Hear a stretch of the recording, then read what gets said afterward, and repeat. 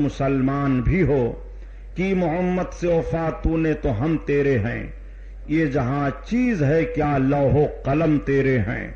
حضرات، پرسوں کی تقریر میں نے عرض کیا تھا کہ آقا کریم صلی اللہ تعالی علیہ وسلم مدینہ طیبہ ہجرت فرما کر تشریف فرما ہوئے۔ مقام قبا سے میرے سرکار مدینہ طیبہ میں رونق افروز ہیں۔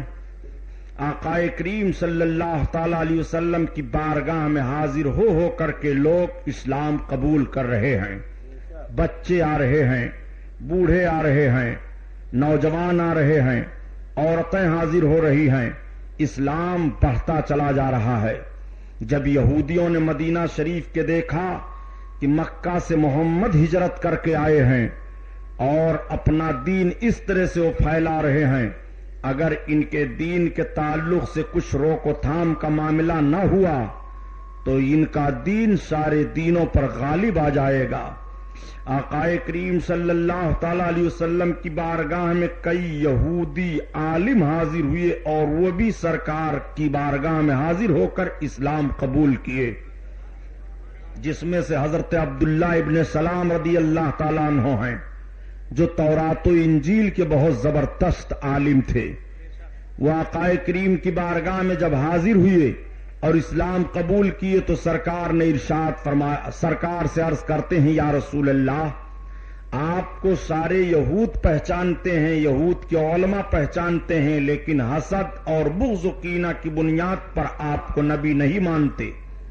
یا رسول اللہ، میں عرض کروں کیسے وہ آپ کو پہچانتے ہیں؟ سرکار نے فرمایا بتاؤ۔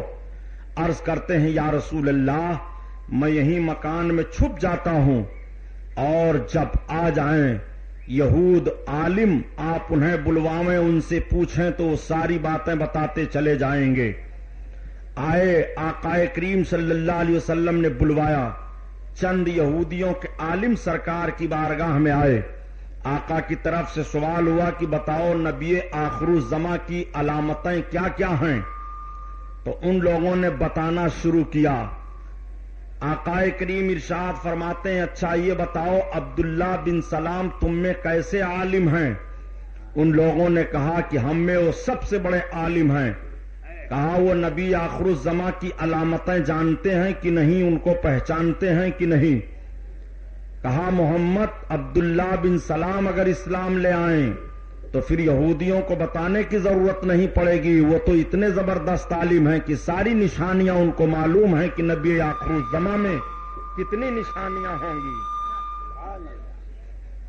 آقا کریم صلی اللہ تعالی علیہ وسلم سے وہ گفتگو کر ہی رہے تھے کہ تب تک مکان کے اندر سے حضرت عبداللہ بن سلام باہر آ گئے۔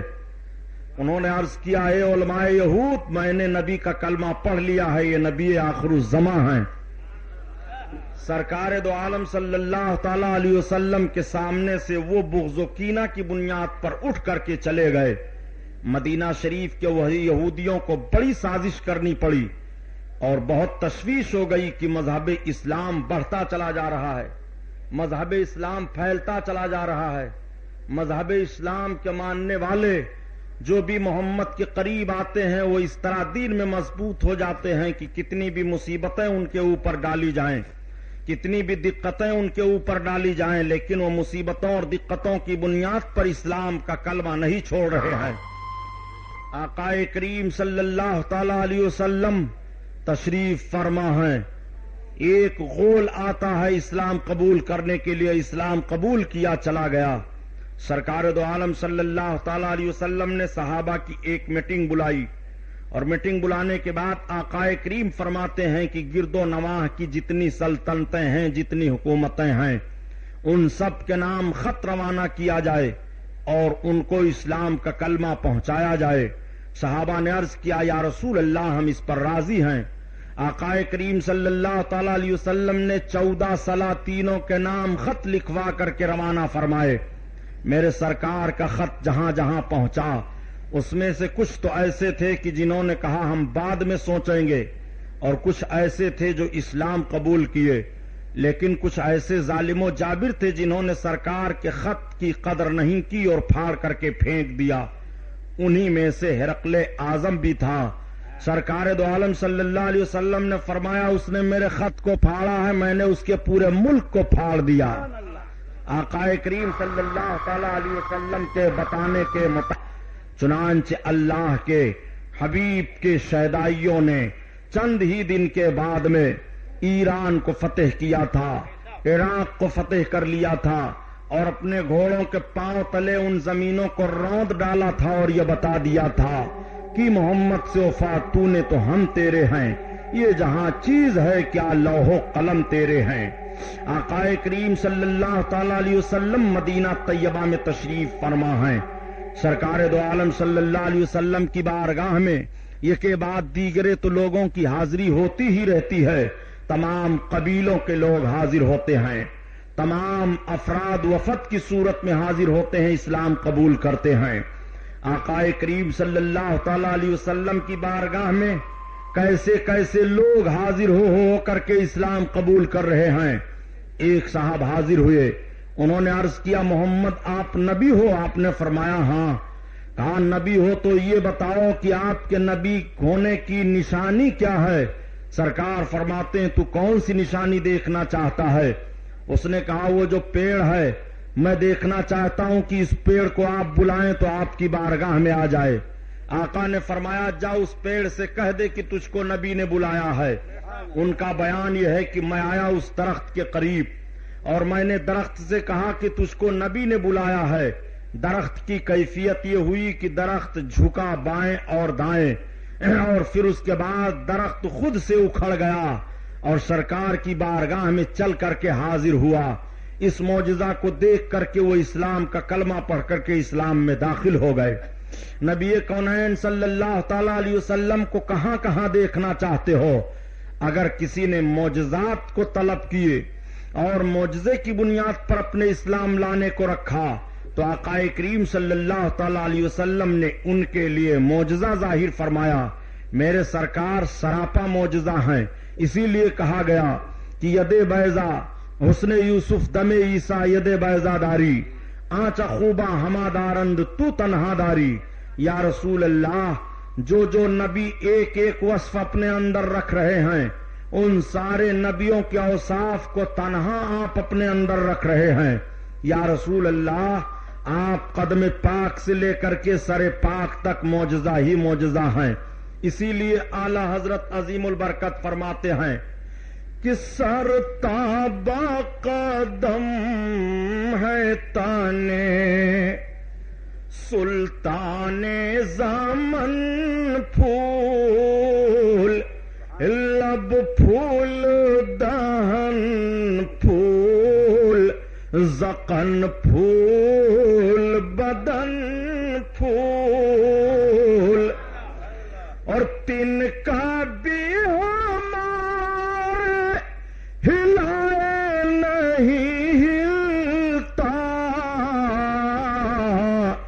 تم چاہو تو ہو جائے ابھی کوہ مہن پھول تم چاہو تو ہو جائے ابھی۔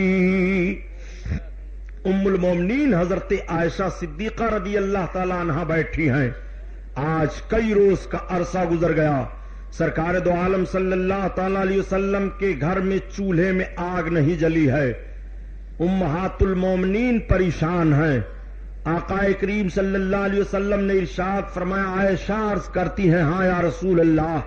سرکار فرماتے ہیں یا عائشہ لو شئت میل سارت جبال الذہب، اے عائشہ اگر میں چاہوں تو میرے ساتھ سونے کے پہاڑ چلائیں۔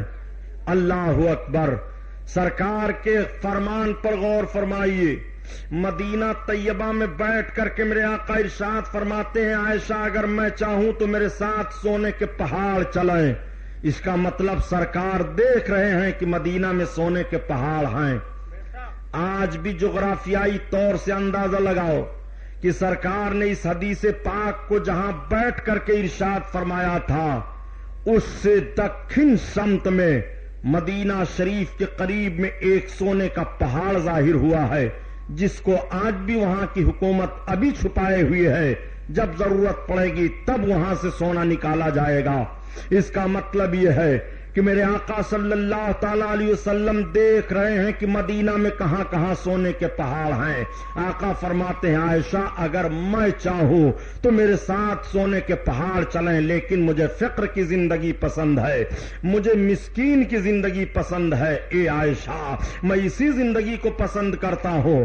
آقا کریم صلی اللہ تعالی علیہ وسلم نے اپنی زندگی کے ہر موڑ کو تعلیم امت کے لیے رکھا ہے، تاکہ امتیوں کو تعلیم مل جائے اور امتی کامیاب ہو جائیں، امتیوں کو زندگی گزارنے کے لیے کوئی دقت اور کوئی پریشانی نہ ہو۔ آقا کریم صلی اللہ تعالی علیہ وسلم کی زندگی تمام امت کے لیے نمونہ عمل ہے۔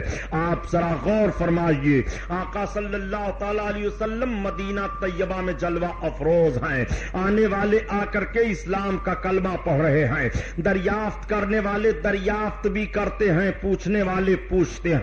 میرے سرکار جب مکہ سے مدینہ طیبہ میں آئے تھے تو آقا کی عمر شریف کتنی تھی؟ میرے سرکار 50 برس کی عمر میں ہجرت کر کے مدینہ طیبہ آئے۔ 10 برس تک نبوت کے اعلان کی زندگی نبی نے مکہ میں گزاری ہے، اور 13 برس تک میرے سرکار مدینہ طیبہ میں اعلان نبوت کی زندگی گزار رہے ہیں۔ نبوت والی زندگی سرکار کی 23 برس کی ہے، اور مکمل زندگی پاک آقا کریم صلی اللہ تعالی علیہ وسلم کی 63 برس کی ہے۔ آقا صلی اللہ تعالی علیہ وسلم مدینہ طیبہ میں جلوہ افروز ہیں۔ آقا کریم صلی اللہ علیہ وسلم کو اطلاع دی جاتی ہے کہ یا رسول اللہ، ابو سفیان اپنے مال تجارت کو لے کر کے مدینہ کے قریب سے فلاں راستے سے گزرنے والا ہے۔ آقا صلی اللہ تعالی علیہ وسلم نے صحابہ سے ارشاد فرمایا کہ ابو سفیان کا راستہ روکا جائے، اس لیے کہ ابو سفیان کے کچھ آدمیوں نے سرکار کے صحابہ کو ستایا تھا، اور سرکار کے صحابہ کے کچھ اونٹوں کو لے کر کے چلے گئے تھے۔ آقا صلی اللہ علیہ وسلم کو جب پتا چلا کہ شام سے تجارت کر کے ابو سفیان آ رہے ہیں اور ان کا راستہ مدینہ کے قریب سے وہی ہے، تو سرکار نے فرمایا راستہ روک لو۔ نبی کونین صلی اللہ علیہ وسلم کے فرمان کے مطابق جب صحابہ راستہ روکنے کے لیے چلے تو ابو سفیان کو کسی طرح سے اطلاع مل گئی۔ ابو سفیان نے راستہ بدل دیا اور راستہ بدل کر کے مکہ پہنچ گئے۔ یہ کون ابو سفیان ہیں؟ یہ ابو سفیان حضرت امیر معاویہ کے باپ ہیں۔ یہ وہ حضرت ابو سفیان ہیں جو ابھی اسلام نہیں لائے ہیں، بعد میں یہ بھی اسلام لائے اور عظیم صحابی بنے، لیکن یہی حضرت ابو سفیان ہیں۔ جب مکہ میں پہنچے تو مکہ کے کافروں کو اکٹھا کیا، اور اکٹھا کرنے کے بعد ابو سفیان نے مکہ کے کافروں سے کہا کہ سنو، دیکھو محمد کے حالات کو دیکھو، وہ کس طرح سے ہم پر چڑھائی کرنے کا پروگرام بنا رہے ہیں۔ دیکھو مدینہ چلے گئے، مدینہ میں ان کے ماننے والوں کی کتنی جمعیت ہو گئی ہے، لہذا ایک کام کیا جائے کہ مدینہ میں چڑھ کر کے محمد کا مقابلہ کیا جائے۔ 1000 کفار تیار ہو گئے، اس میں ابو جہل ہے، اس میں عتبہ ہے، اس میں شیبہ ہے، اس میں ابو سفیان ہیں، اس میں بڑے بڑے سردار مکہ کے ہیں، بڑے بڑے کافر ہیں۔ 1000 کی جمعیت لے کر کے مدینہ طیبہ کی طرف سرکار پر چڑھائی کرنے کے لیے یہ پہلا دستہ کافروں کو رسول اللہ صلی اللہ تعالی علیہ وسلم کے خلاف جا رہا ہے۔ یہ پہلی جنگ مذہب اسلام میں ہونے جا رہی ہے۔ پہلے جنگ کا نقشہ آپ سامنے رکھیں۔ آقا کریم صلی اللہ تعالی علیہ وسلم کو اطلاع مل جاتی ہے کہ کفاران مکہ 1000 کی تعداد میں مدینہ طیبہ پر چڑھائی کر رہے ہیں۔ آقا صلی اللہ تعالی علیہ وسلم نے اپنے جانثاروں کو اکٹھا کیا، اور جب جانثار اکٹھا ہو گئے تو سرکار نے ایک خفیہ ایجنسی متعین کی، یعنی چند صحابہ کو اس طرح سے متعین کیا جو کافروں کے نقل و حرکت کو وہ معلوم کرائیں اور آ کر کے بتاتے رہیں۔ اب آپ ذرا ذہن و فکر پر زور لگائیے اور مجھے بتائیے، آج کچھ لوگ جب کہہ دیا کرتے ہیں کہ جناب ہمیں جفا کشی سے مطلب کیا ہے، ہم تو عبادت و ریاضت میں رہیں گے، میں آپ سے پوچھنا چاہتا ہوں نبی سے زیادہ عابد و زاہد کون ہوگا؟ نبی کونین سے بڑا عبادت گزار کون ہوگا؟ میرے سرکار سے زیادہ نماز پڑھنے والا کون ہوگا؟ نبی سے زیادہ صابر و شاکر کون ہوگا؟ لیکن دیکھو میرے سرکار کی مقدس زندگی نمونہ عمل ہے. ایک طرف نبی عبادت والی زندگی تمہیں دے رہے ہیں تو دوسری طرف نبی کی جنگ والی زندگی بھی ملاحظہ کرو. ایک طرف نبی کونین صلی اللہ علیہ وسلم کے صبر و شکر والی بھی زندگی مطالعہ کرو اور دوسری جانب نبی کونین مقام بدر میں تلوار لے کر کے صحابہ کی جمعیت لے کر کے جا رہے ہیں. میں آج ان لوگوں کا ذہن و فکر چاہتا ہوں جو بڑی آسانی سے بیان کر دیا کرتے ہیں کہ نبی تو دشمنوں کو بھی دعائیں دیا کرتے تھے, نبی تو گالیاں سن کر کے بھی برداشت کر لیا کرتے تھے. حرام خور یہ نبی کی کس طرح کی سیرت بیان کر رہا ہے, تو نبی کی عظمت کا کھلواڑ کر رہا ہے. صحیح ہے, نبی نے دشمنوں کو دعائیں دی ہیں, نبی یہ کونین نے اپنے دشمنوں کی گالیاں برداشت کی ہیں, مگر نبی کے دشمن دو طرح کے تھے. ایک دشمن تو وہ تھے جو نبی کونین کے مشن کے دشمن تھے اور ایک دشمن وہ تھے جو نبی کونین کے مشن کے اور نبی کی عظمت اور جان کے بھی دشمن تھے. جو نبی کے مشن کے دشمن تھے انہیں اسلام لانے کی توفیق ہو جاتی ہے, جیسے ابو سفیان وغیرہ کی جماعت ہے, یہ اسلام قبول کر لیتے ہیں. اور جو نبی کے مشن کے بھی دشمن ہیں اور نبی کی عظمت اور نبی کے جان کے بھی دشمن ہیں, وہ ابو لہب ابو جہل کی جماعت ہے جنہیں اسلام کی توفیق نہیں ملتی ہے. نبی کونین نے ان دشمنوں کو معاف کیا ہے جو نبی کی عظمت نہ جانتے ہوئے نبی کے مشن کی مخالفت کر رہے تھے. نبی نے ان کے جرموں کو معاف کیا ہے, اور جو نبی کی عظمت کو جانتے ہوئے بھی نبی کی شان میں گستاخیاں کرتے تھے, نبی کونین نے ان کو خانہ کعبہ کے اندر قتل کروایا ہے. تاریخ میں بتا رہا ہوں, نوٹ کرو. اگر حوالہ غلط ثابت ہو تو جو چور کی سزا وہ ہماری. نبی کی سیرت سننے بیٹھے ہو, آؤ دیکھو اپنے آقا صلی اللہ تعالی علیہ وسلم کی سیرت ملاحظہ کرو. نبی کونین نے خفیہ ایجنسی متعین فرمائی تھی. صحابیوں نے آ کر کے عرض کیا, یا رسول اللہ 1000 کی جمعیت لے کر کے مقام بدر کے قریب پہنچنے والے ہیں کفاران مکہ. یہ بدر کا مقام کہاں ہے؟ مدینہ شریف سے 5 کلومیٹر کی دوری پر یا 15 کلومیٹر کی دوری پر یا 9 کلومیٹر کی دوری پر ہے. بہرحال مجھے صحیح نہیں معلوم ہے. مدینہ شریف کے قریب ہی مقام بدر ہے. وہاں پر پہاڑی کے دامن میں آ کر کے کفاران مکہ ٹھہر جاتے ہیں. آقا کریم صلی اللہ علیہ وسلم کو اطلاع ملی, میرے سرکار نے اپنے صحابہ کا اجتماع کیا, اکٹھا ہوئے صحابہ, مگر بہت ہی غربت و افلاس کے حال میں صحابہ ہیں. کسی کے پاس تلوار ہے, کسی کے پاس ڈھال ہے, کوئی ننگے پیر ہے, کسی کے پاس ایک ہی کپڑا ہے, کسی کو آج کھانے کے لیے ہے, تو کوئی جا رہا ہے محنت و مشقت کرنے کے لیے. ایسی حالت میں 313 لوگ اکٹھا ہوئے. جو چھوٹے چھوٹے بچے تھے وہ بھی سرکار کی بارگاہ میں آ گئے. یا رسول اللہ ہمیں بھی اجازت دیجئے, ہم بھی میدان جنگ میں چلیں گے جنگ کرنے کے لیے کافروں سے. آقا کریم صلی اللہ علیہ وسلم نے ارشاد فرمایا, ان چھوٹے بچوں کو میدان جنگ میں جانے کی اجازت نہیں ہے. عورتیں نکل آئیں, یا رسول اللہ ہم میدان جنگ میں چلیں گی. آقا نے فرمایا نہیں, عورتوں پر جہاد نہیں ہے, عورتیں مکان میں اپنے رہیں, میدان جنگ میں انہیں جانے کی ضرورت نہیں ہے. آقا کریم صلی اللہ علیہ وسلم نے جب اپنے 313 مجاہدین کی جمعیت کو متعین فرمایا, حضرت عثمان غنی سامنے آئے. آقا نے ارشاد فرمایا, عثمان تم نہ جاؤ, اس لیے کہ سرکار کی شہزادی حضرت ام کلثوم حضرت رقیہ حضرت عثمان غنی کے نکاح میں تھی اور بیمار تھی. سرکار نے ارشاد فرمایا, عثمان تم رقیہ کے تیمارداری میں رہو, تمہیں وہی ثواب ملے گا جو لوگوں کو میدان جنگ میں ملے گا. حضرت عثمان غنی کے علاوہ بڑے بڑے جتنے صحابہ تھے سب شریک ہوئے. اللہ کے حبیب صلی اللہ علیہ وسلم نے صف دیکھی, سرکار جائزہ لیتے چلے جا رہے ہیں. آقا کی نگاہ 2 بچوں پر پڑی. سرکار نے ارشاد فرمایا, بیٹا تم میدان جنگ میں نہ چلو. ایک بچہ اپنے انگوٹھے کے بل کھڑا ہو گیا. سرکار آگے بڑھے, تب تک اس نے عرض کیا جس کو سرکار نے فرمایا تھا بیٹا تم سب سے نکل جاؤ, تم نہ چلو میدان جنگ میں. اس نے عرض کیا, یا رسول اللہ یہ ہم سے کشتی لڑ جائیں ان کو میں پٹخ دیتا ہوں. سرکار آپ ان کو تو نہیں سب سے نکال رہے ہیں, ان کو جنگ میں چلنے کی اجازت ہو رہی ہے, اور یا رسول اللہ ہم کو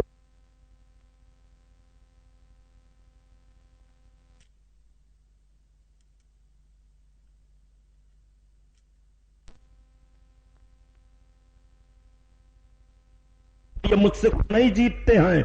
سرکار نے فرمایا اچھا آؤ باہر آؤ. دونوں باہر ہوئے. سرکار نے فرمایا کشتی لڑو. دونوں لڑے تو واقعی انہوں نے زمین پر انہیں پٹخ دیا. سرکار خوش ہو گئے. آقا نے فرمایا چلو تم دونوں چلو میدان جنگ میں. یہ دونوں بچے بھی میدان جنگ میں جا رہے ہیں. صحابہ کی پوری جمعیت جا کر کے مقام بدر میں ٹھہر جاتی ہے. نبی کونین صلی اللہ تعالی علیہ وسلم کو تمام دشمن گھیرے میں لینے کی کوشش کر رہے ہیں. صحابہ آپس میں طے کرنے لگے کہ نبی کونین صلی اللہ تعالی علیہ وسلم کے خیمے کے قریب کون رہے گا. تو کسی کی ہمت نہیں ہو رہی تھی, اس لیے کہ 1000 کفاروں کی جمعیت سب کے سب سرکار ہی پر یلغار کرنا چاہتے ہیں. اس دن حضرت ابو بکر صدیق فرماتے ہیں میں نے عرض کیا کہ میں اپنے آقا کے قریب رہوں گا. صحابہ کہتے ہیں کہ اچھوں کے دل ہل رہے تھے نبی کونین کے قریب رہنے کے لیے, لیکن ابو بکر کا یہ کلیجہ تھا. انہوں نے کہا میں اپنے سرکار کے خیمے کے قریب رہوں گا. چنانچہ آقا کریم صلی اللہ علیہ وسلم کے خیمے کے قریب رہ کر کے پاسبانی کی ذمہ داری حضرت ابو بکر صدیق رضی اللہ تعالیٰ عنہ لے لیتے ہیں. یہ پہلی جنگ اسلام کی ہونے جا رہی ہے. آقا نے فرمایا پتہ لگاؤ کفار کتنے ہیں. آ کر کے لوگوں نے بتایا یا رسول اللہ آج شام کو ان کی فوج میں 3 اونٹ ذبح ہوئی ہیں. سرکار نے فرمایا وہ قریب 1000 کے ہیں. آقا صلی اللہ تعالی علیہ وسلم رات میں اپنے رب کی عبادت کر رہے ہیں. صحابہ آپس میں گفتگو کر رہے ہیں. کفاران مکہ جنگ کی تیاری کر رہے ہیں. پہلے زمینی لڑائی تھی, یکا دکا پہلے لڑتے تھے, اس کے بعد ہلہ بول کر کے حملہ کیا جاتا تھا فوج پر, اور فوج کا ایک سپہ سالار ادھر سے ہوتا تھا ایک ادھر سے ہوتا تھا. اس طرح جنگ کا نقشہ پہلے تھا. آج کی طرح سے جنگ کا نقشہ نہیں تھا کہ بارود پھینکا جائے, راکٹ مار دیا جائے, میزائل مار دیا جائے, سب خون مار دیا جائے, بم مار دیا جائے, بندوق و پستول سے حملہ کر دیا جائے. اس میں کوئی بہادری نہیں ہے جنگ کرنے کے لیے, تو مزدلوں کی جنگ مانی گئی ہے. یہ جنگ وہ جنگ ہے جو آمنے سامنے بہادری کی جنگ ہو رہی ہے. آمنے سامنے تلواریں چل رہی ہیں, اپنی طاقت و قوت کا جوہر آمنے سامنے دکھانے والے دکھا رہے. آج پریشان کر دیا اس آدمی نے. درود شریف پڑھو.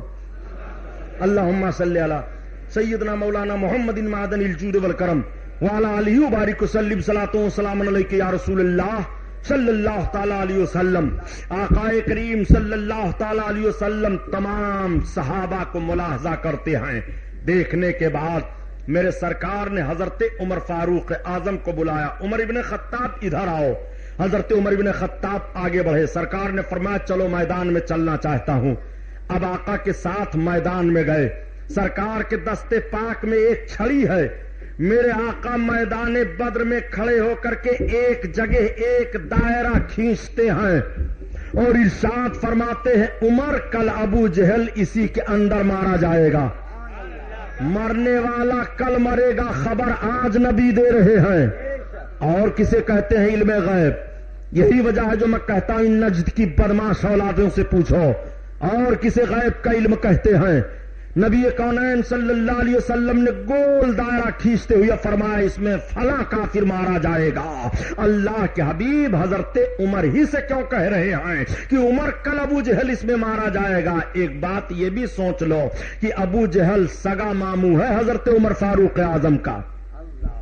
میرے سرکار ذہن و فکر دے رہے ہیں کہ دیکھو آج اسلام کی پہلی جنگ ہونے جا رہی ہے. اس میں خون کا رشتہ نہیں دیکھا جائے گا, اس میں نبی کی محبت کا رشتہ دیکھا جائے گا. میرے سرکار نے فرمایا یہاں مارا جائے گا ابو جہل. آقا کریم نے نشاندہی فرما دی. سویرا ہوا, جنگ کا نقارہ بجا, میدان بدر میں لوگ کھڑے ہو گئے. ایک کافر نکلا, اس نے کہا بھیجو ہمارے مقابلے میں علی ابن ابی طالب کو. ایک نکلا, اس نے کہا بھیجو ہمارے مقابلے میں حمزہ کو. شیبہ نکلا, اس نے کہا ہم حمزہ سے لڑیں گے. امیہ نکلا, اس نے کہا بھیجو ہمارے مقابلے میں اس طرح کے بڑے بڑے سرداران مکہ جو کافر تھے نکل کر کے میدان میں آئے. ابو سفیان کی قیادت ہے، ابو جہل ورغلا رہا ہے. نبی کونین صلی اللہ تعالی علیہ وسلم کے صحابہ جانثاری پیش کرنے کے لیے حاضر ہیں. میں آپ سے پوچھنا چاہتا ہوں، آج تم سرکار کی ذات پر اعتراض کر کے اتنا سوچ لیتے ہو کہ نبی کو یہ نہیں معلوم تھا، نبی یہ نہیں کر سکتے، نبی وہ نہیں کر سکتے. اور صحابہ کا عقیدہ کیسا تھا؟ کیا صحابہ نے یہ سوچا تھا کہ یہ نبی طاقت والے ہی ہوتے تو ہمیں کافروں کے مقابلے میں لڑنے کی ضرورت کیا تھی؟ محمد جب تمہارے اندر اتنی طاقت نہیں ہے کہ تم ابو جہل کو بلا لڑے بھیڑے زمین پر مار سکو تو ہم تمہارا ساتھ نہیں دیں گے. یہ سوچ سکتے تھے لیکن نہیں. صحابہ کا ایمان ہے، صحابہ دیکھ رہے ہیں کہ یہ مذہب اسلام ہے، نبی کی زندگی امتیوں کے لیے نمونہ عمل ہے. نبی وہی فرما دیتے تو سارے کافروں کو زمین نگل جاتی، لیکن نبی کی زندگی نمونہ عمل ہے. نبی کے حیات ظاہری کے بعد بھی اسلامی جنگیں ہونی ہیں، اس لیے آج جنگ ہو رہی ہے تاکہ اسلام کے ماننے والوں کو ذہن مل جائے اور اسلام کے ماننے والوں کو فکر مل جائے کہ نبی کے نام پر اس طرح سے قربان ہوا جاتا ہے کہ صحابہ نبی کو دیکھتے ہوئے نبی کے نام پر قربان ہو رہے ہیں. اور آج ہمارے درمیان میں میرے آقا ظاہری نگاہوں کے سامنے نہیں ہیں، آج بھی ہم اس میں محمد پر مرنے کے لیے تیار ہیں. قوت عشق سے ہر پست کو بالا کر دے اور دہر میں اس میں محمد سے اجالا کر دے. آقا کریم صلی اللہ علیہ وسلم کے جانثار کے بعد دیگر کافروں سے جنگ شروع ہوئی. نبی کونین اپنے خیمے میں ہیں، حضرت ابوبکر صدیق اپنی تلوار لے کر کے سرکار کے خیمے کے گرد گھوم رہے ہیں. میرے سرکار نے اپنے سر کو سجدہ میں رکھا، عرض کیا پروردگار یہ 313 تیرے نہتھے بندے ہیں، اگر آج یہ اس میدان میں شکست کھا گئے تو پھر دنیا میں تیرا سجدہ کون کرے گا؟ مولا تیرا نام کون لے گا؟ اے پروردگار اپنے ان بندوں کو تو فتح و نصرت عطا فرما، اپنا وعدہ پورا فرما دے. رب قرآن میں بیان فرماتا ہے 1000 فرشتوں کی لشکر اتر جاتی ہے صحابہ کی مدد کے لیے. میدان بدر میں حضرت حمزہ نے شیبہ کو مارا، حضرت بلال نے اپنے اس کفران حالت میں آقا امیہ غلام کو امیہ کو مارا، بڑے بڑے صحابیوں نے بڑے بڑے کافروں کو مارا. میدان بدر کا نقشہ بدل دیا. تلوار اس طرح سے چل رہی تھی، جنگ ایسے ہو رہی تھی کہ ایک صحابی ہیں، ایک دشمن کا تیر لگا، ان کی آنکھ نکل آئی، آنکھ کا ڈھیلا لیا اور لے کر کے سیدھے سرکار کی بارگاہ میں حاضر ہو گئے. یا رسول اللہ دشمن کا تیر میری آنکھ میں لگ گیا، میری آنکھ نکل آئی ہے. آقا نے فرمایا لاؤ آنکھ مجھے لاؤ. آنکھ انہوں نے سرکار کے دستے پاک میں رکھ دیا. آقا فرماتے آؤ قریب آؤ. جب قریب گئے تو سرکار نے اپنا لعاب شریف لیا اور ان کے آنکھ کے گڑھے میں لگا کر کے آنکھ کو بیٹھا دیا. صحابی بیان فرماتے ہیں فوراً زخم ختم ہو گیا اور اس آنکھ سے اتنی روشنی ہو گئی کہ پہلے والی آنکھ سے اس آنکھ سے میں زیادہ دیکھنے لگا. یہ نبی کونین کی طاقت و قوت ہے. مقام بدر میں جنگ ہو رہی ہے، مرہم پٹی بھی ہو رہی ہے. مقام بدر میں صحابہ نے یہ نہیں جانا تھا نبی مجبور ہیں، وہاں کوئی اسپتال نہیں تھا کہ نبی کی بارگاہ میں ہم کیسے جائیں. ایک صحابی دوڑے دوڑے آئے، عرض کرتے ہیں یا رسول اللہ میری تلوار ٹوٹ گئی ہے، میرے ہاتھ میں اگر کوئی مجھے تلوار مل جائے تو میں کافروں کے مقابلے میں اور لڑوں گا. ایک کھجور کی لکڑی پڑی تھی، نبی نے اس کھجور کی لکڑی کو اٹھایا، کہا لو یہ تمہارے لیے تلوار ہے. صحابی بیان کرتے ہیں کہ جیسے میں نے اپنے ہاتھ میں کھجور کی لکڑی لیا وہ حقیقت میں تلوار بن گئی اور وہ لے کر کے میدان جنگ میں چلے گئے. اللہ اکبر. اس طرح سے دیوانے اپنے آقا کے معجزات کو بھی دیکھ رہے ہیں. اسی لیے تو اعلی حضرت عظیم البرکت فرماتے ہیں تم اپنے نبی کو دیکھنا چاہتے ہو، تم اپنے نبی کو کس کس موڑ پر دیکھو گے، کہاں کہاں دیکھو گے. اپنے نبی کی عظمت تم جاننا چاہتے ہو، تمہارے نبی کی عظمت کا حال تو یہ ہے کہ تم نبی کو جان ہی نہیں سکتے نبی کی حقیقت کیا ہے اور نبی کونین صلی اللہ علیہ وسلم کا مقام و مرتبہ وقار کیا ہے. نبی کی بارگاہ میں ایک صحابی پھر حاضر آئے اور عرض کرتے ہیں یا رسول اللہ میرا پاؤں ٹوٹ گیا ہے. سرکار نے فرمایا آؤ قریب آؤ. جب قریب گئے تو سرکار نے اپنا لعاب شریف لیا، تھوک مبارک، اور ان کے پاؤں کی ہڈی جوڑ کر کے مبارک تھوک کو لگا دیا، پاؤں ٹھیک ہو گیا. وہ میدان میں بھاگے دوڑے چلے جا رہے ہیں. اللہ اکبر. آپ ذرا دیکھو, اسی لیے تو اعلی حضرت عظیم البرکت فرماتے ہیں کہ شافی و عافی ہو تم, کافی و نافی ہو تم, یا رسول اللہ شافی و عافی ہو تم اور کافی و نافی ہو تم, درد کو کر دو دوا تم پہ کرو درود. اللہ اللہ. آقا کریم صلی اللہ تعالی علیہ وسلم کو دیکھو, سرکار دو عالم صلی اللہ علیہ وسلم کے جانثار میدان بدر میں لڑ رہے ہیں. یہ پہلی لڑائی ہو رہی ہے, یہ پہلی جنگ ہو رہی ہے, یہ پہلا خون بہ رہا ہے, یہ پہلی تلوار مذہب اسلام کے نام پر چل رہی ہے.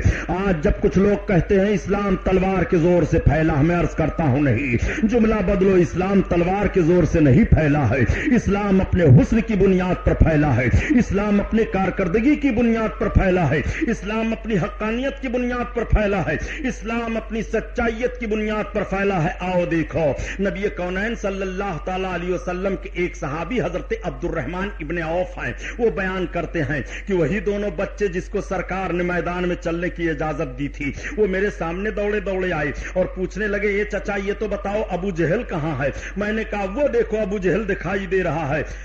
حضرت عبد الرحمن کہتے ہیں وہ دونوں بچے ابو جہل کی طرف جھپٹ پڑے اور اتنی تیزی سے ابو جہل کی طرف گئے کہ ابو جہل سنبھل نہ سکا اور بچوں نے تلوار سے حملہ کر دیا. حضرت عبد الرحمن کہتے ہیں میں نے ان بچوں سے پوچھا, بیٹو تم کیا کرو گے ابو جہل کو پوچھ کر کے, وہ تو فوج کی سرداری کر رہا ہے. تو ان بچوں نے جواب دیا, اس کو شاعر نے اپنے اشعار میں اس طرح سے بتایا ہے کہ قسم کھائی ہے مر جائیں گے یا ماریں گے ناری کو, اور سنا ہے گالیاں دیتا ہے او محبوب باری کو.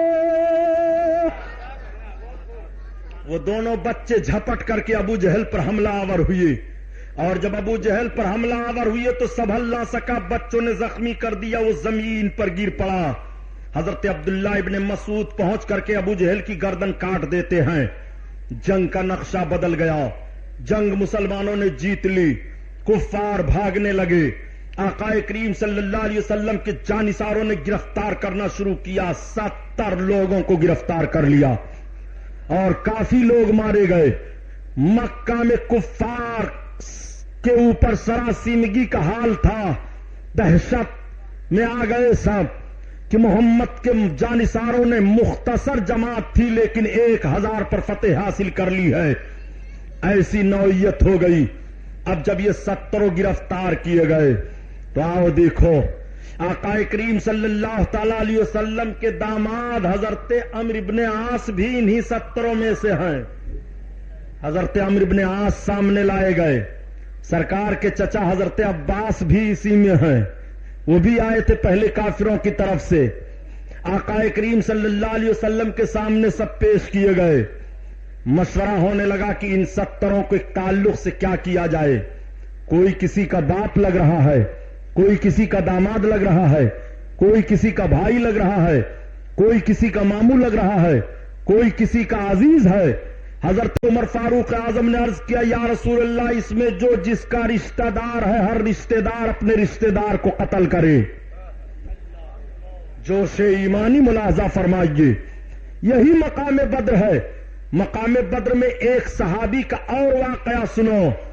جب جنگ ہو رہی تھی تو حضرت عبیدہ بن جراح رضی اللہ تعالیٰ عنہ ہیں. حضرت عبیدہ بن جراح ان 10 صحابیوں میں سے ہیں جن کو ان کی زندگی میں سرکار نے جنت کی بشارت دے دی ہے, جن کو عشرہ مبشرہ کہا جاتا